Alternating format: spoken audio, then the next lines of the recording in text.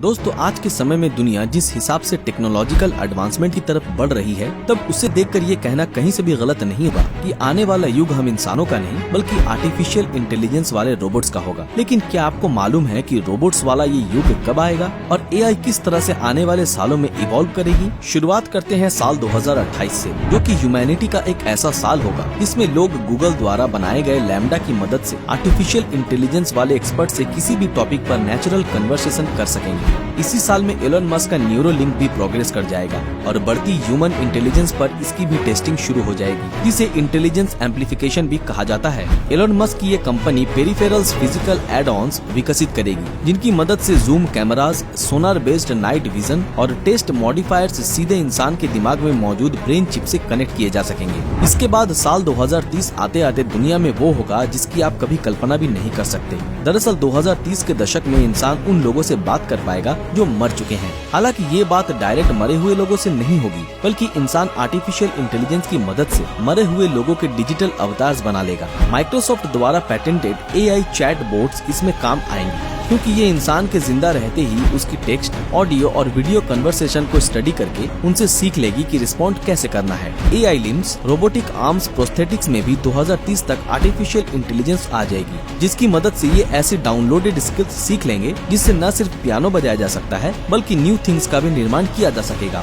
इसी दशक में इंटरनेट से चलने वाली चीजों में भी आर्टिफिशियल इंटेलिजेंस आ जाएगी, जिसका ये रिजल्ट निकलेगा कि कॉफी मशीन्स, टूथब्रशेस जैसी चीजें भी इंटरनेट से कनेक्ट होने के साथ साथ आर्टिफिशियल इंटेलिजेंस द्वारा प्रोसेस की जाएंगी। दुनिया में एक ऐसे सेकंड इंटरनेट की टेस्टिंग स्टार्ट हो जाएगी जो पूरी तरह से आर्टिफिशियल इंटेलिजेंस पर काम करने वाली चीजों के लिए डेडिकेटेड होगी। ह्यूमैनिटी पिछले काफी समय से ह्यूमंस और मशीन्स को एक दूसरे से अलग रखना चाहती है, और ऐसा सिर्फ अलग इंटरनेट से ही पॉसिबल हो पाएगा। वैसे पॉसिबल तो एक और चीज होगी, और वो है आर्टिफिशियल क्वांटम कंप्यूटिंग से न्यू डिस्कवरीज का होना, जिनके बाद आज लंबे समय में होने वाले कैलकुलेशंस कुछ ही समय में हो जाएंगे। दोस्तों आर्टिफिशियल क्वांटम कंप्यूटिंग का मेडिकल फील्ड में भी फायदा होगा, क्योंकि इसकी मदद से नई मेडिसिन और मटेरियल्स डिजाइन की जाएंगी। आसान भाषा में कहें तो इस दशक में हमें दुनिया की लगभग हर फील्ड में आर्टिफिशियल इंटेलिजेंस का इन्वॉल्वमेंट देखने को मिलेगा, जिससे हॉस्पिटल्स और कई देशों की आर्मीज भी अछूती नहीं रह पाएगी। अब 2040 आते आते आर्टिफिशियल इंटेलिजेंस से युक्त वेपन्स बनाने की होड़ बढ़ जाएगी, जिससे हो सकता है कि दुनिया एक एआई कोल्ड वॉर का भी सामना करे,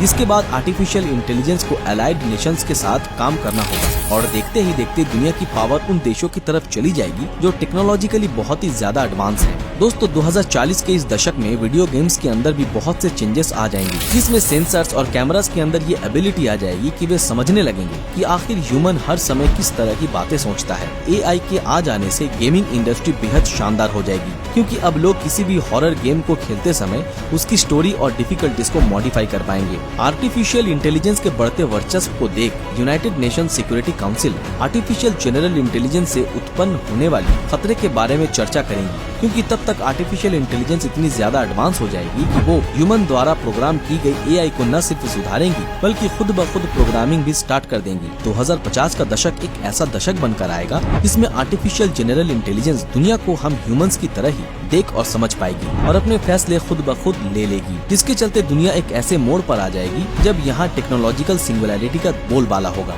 दोस्तों टेक्नोलॉजिकल सिंगुलैरिटी एक ऐसी चीज होती है जिसमें टेक्नोलॉजी की ग्रोथ इतनी ज्यादा हो जाती है कि उसे कंट्रोल करना मुश्किल हो जाता है, जिसका रिजल्ट ये निकलेगा कि हम ह्यूमंस जिस दुनिया में खुद को सबसे ज्यादा एडवांस समझते थे, वो अब खुद ही अपनी आंखों के सामने एआई को सुपीरियर बनते दिखेंगे, जिसका मतलब ये है कि हम ह्यूमंस एआई से अपना कंट्रोल खो देंगे। इस सब के बाद दुनिया में आर्टिफिशियल सुपर इंटेलिजेंस रिलीज हो जाएगी, जिसे खुद आर्टिफिशियल जनरल इंटेलिजेंस द्वारा बिल्ड किया जाएगा। ये नई आर्टिफिशियल सुपर इंटेलिजेंस इतनी खतरनाक होगी कि हम और आप इसे समझ नहीं पाएंगे, और ये वो करने में भी सक्षम होगी जो हम ह्यूमंस ने कभी अपने सपने में भी नहीं सोचा होगा, जिसके बाद हम ह्यूमंस ये सोचने पर मजबूर हो जाएंगे कि ये आर्टिफिशियल इंटेलिजेंस कहीं हमारा लास्ट इन्वेंशन तो नहीं था। दुनिया में जब 2060 का दशक आएगा तब एआई इतनी आगे बढ़ चुकी होगी कि वो अपने गोल्स को पूरा करने के लिए हम इंसानों से भी झूठ बोलना स्टार्ट कर देगी, और देखते ही देखते हम इंसान और एआई आमने सामने हो जाएंगे। 2070 का दशक भी इसी तरह का होगा, क्योंकि ह्यूमंस और आर्टिफिशियल इंटेलिजेंस के बीच का टकराव इंक्रीज होता जाएगा, जो हमें एक ऐसे मोड़ पर खड़ा कर देगा जहां से हम कुछ भी बदल नहीं पाएंगे। उस समय एआई खुद वर्ल्ड लीडर्स को ये इकोनॉमी और डिफेंस पर ऑर्डर देंगी। साथ ही जिन देशों के बीच भी ट्रीटीज साइन होंगी उन्हें एआई डिप्लोमेट्स के जरिए ही साइन किया जाएगा। अब इसी दौरान 2080 का दशक एक ऐसा दशक बनकर आएगा जब ह्यूमंस और रोबोट्स ह्यूमनाइज ह्यूमनॉइड में फर्क नहीं समझ पाएंगे। साथ ही कोर्ट्स के अंदर भी AI जजेस, AI लॉ मेकर्स और AI लॉयर्स की भी एंट्री हो जाएगी, जो अपने हिसाब से नियमों को बनाकर और मिटाकर लोगों के साथ न्याय करेंगे, क्योंकि उन्हें ब्रेन स्कैन्स को एनालाइज करके पता चल जाएगा कि कोई इंसान सच बोल रहा है या नहीं। खैर, ऐसा नहीं है कि हम इंसान हमेशा के लिए AI के बीच फंसकर रह जाएंगे, क्योंकि 2090 के दशक में हमारे लिए AI फ्री जोन्स का निर्माण भी किया जाएगा। इसमें टेक्नोलॉजी से जुड़ी चीजों के लिए कोई जगह नहीं होगी। इन AI फ्री जोन्स के बाहर जो भी इंसान रहेगा उसकी लाइफ वर्चुअल वर्ल्ड में सीमित हो जाएगी और वो हर काम मेटावर्स में करेगा। साल 2100 की शुरुआत में ही दुनिया एक नए तरह की रिलीजन को बढ़ता हुआ देखेगी, जिसके पास AI सुपीरियरिटी होगी और हम इंसान इसकी नॉलेज को आंख तक नहीं पाएंगे। दोस्तों, दुनिया में आर्टिफिशियल इंटेलिजेंस इतनी ज्यादा बढ़ जाएगी कि उसकी वजह से अर्थ पर एनर्जी की कमी हो जाएगी। इस कमी की वजह से AI द्वारा दूसरे प्लैनेट्स पर प्रोब भेजे जाएंगे, जो वहाँ से एनर्जी को हार्नेस करेंगी। साल 2130 आते आते AI इतनी ज्यादा डेवलप होगी कि अपनी एनर्जी की नीड के चलते वो धरती से दूर सन की एनर्जी को कंज्यूम करने लगी और शायद हो सकता है कि ये सन के करीब एक डायसन स्फीयर भी क्रिएट कर ले, तो सन की पूरी एनर्जी को कैप्चर कर सकेगा। 2160 में इंसान का ब्रेन डिजिटलाइजेशन इतना ज्यादा बढ़ जाएगा कि वो अपने मरने से पहले ही अपनी कॉन्शियसनेस को ग्लोबल क्वांटम कंप्यूटर में अपलोड कर सकेंगे। एक बार जैसे ही ह्यूमन कॉन्शियसनेस कंप्यूटर में अपलोड हो जाएंगे, तब AI के पास इंसानी दिमाग को समझने की भी क्षमता आ जाएगी। इसके अलावा इस 2160 के इस दशक में डीप स्पेस के अंदर यूनिवर्स को एक्सप्लोर करने के लिए बहुत से एक्सपेरिमेंटल मिशन भेजे जाएंगे, जिसमें AI बेस्ड ह्यूमंस साथ होंगे और उनकी कॉन्शियसनेस को अर्थ पर ही सेव रखा जाएगा। हम इंसानों के आंखों के सामने ही AI